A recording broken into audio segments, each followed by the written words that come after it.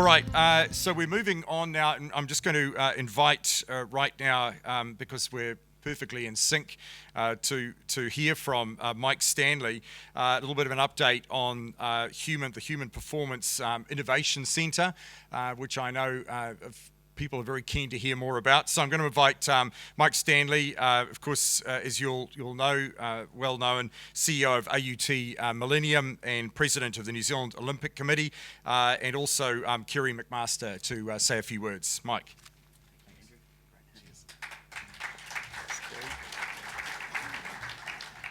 Well, kia ora, everyone. It's a great pleasure to be here and listen to the presenters, but also for those very brave people who came up and pitched.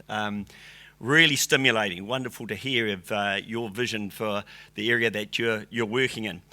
To Paul, I think I'll look at cycling in a very different lens now after you described it akin to a Labrador dog in a park. I haven't been the owner previously of 2 golden retrievers. I know exactly what you're talking about. But also your wonderful segue, you talked about Auckland, and I think Brian referred to it earlier as well, about how we are a really cool sporting city. And we've got a lot going on in this city, a lot going on for us that I believe can fit into this innovation space very, very well. Just quickly, AUT Millennium opened 15 years ago now as the Millennium Institute of Sport and Health. It was the brainchild of Sir Graham Avery, who saw the need for a centre of excellence for sport, not only at the high performance level, but from grassroots right the way through, but also for community health and well-being. He put some of his own money in there, and it opened and has grown now to be a wonderful success story. Great partnership with AUT University and with High Performance Sport New Zealand. It is the national training centre. Every year around about 700,000 people go through our doors using the various services there. But I guess as a former athlete, one of the things that it has done is it's given a focus to creating successful athletes. When I was an athlete in the 1980s, and I know what happened in the 1990s when we went into that long slump in Olympic sports anyway, there was no dedicated entity and dedicated centre around the athlete to help them create success. And we're one of those things that have done that. There are many others as well. Large amount of government investment have gone in as well to create the success factors necessary for our athletes to compete on the world stage. We now believe it's timely to have an innovation centre alongside AUT Millennium. So we're working with Auckland AUT University, with ATED, with Callaghan Innovation, and with High Performance Sport New Zealand to create such a centre. We have a facility in mind. In fact, it's not just virtual, it actually exists, and this is the reality augmented app that you can download over there. Tracy and the team at AUT have made, so it goes into much more detail than that as well. You can actually delve and look inside the building.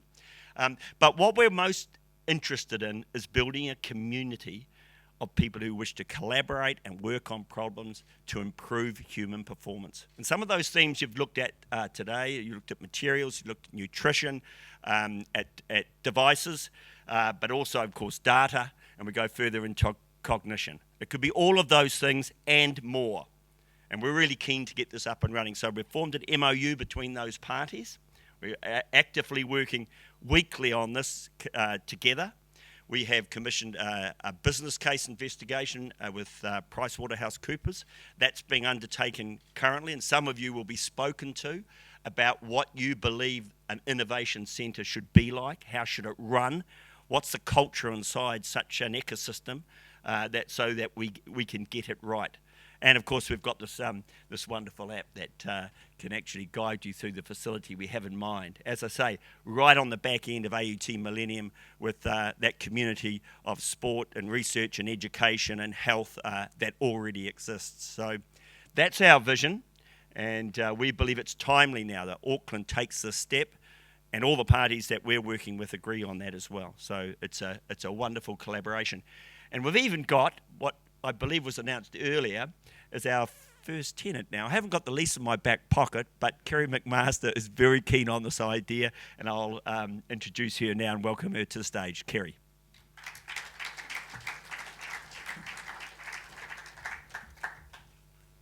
Well, you've all heard my feelings on collaboration, so it's probably no surprise that we are interested and excited to be the first tenant of the Human Performance Innovation Centre up at AUT Millennium. I think we discussed today so many areas that can get in the way of collaboration, and I think at the very least we need to remove some of the physical barriers that sometimes get in the way. And the idea that all the smartest brains in each sector that is touching sports technology, sports innovation, and moving the idea that we can create human performance and continue to improve human performance. To have all of that brain power in a location where we are easily able to have very, very meaty discussions about our grand ambitions to take steps forward. I think it's logical and it makes sense, and I'm super excited that ATEED have really taken this by the horns and said it's something that we need, it's something we understand. There's a gap here and we need to fill that gap, so hopefully our technology company will be the first of many to join the centre. I think that collectively the commercial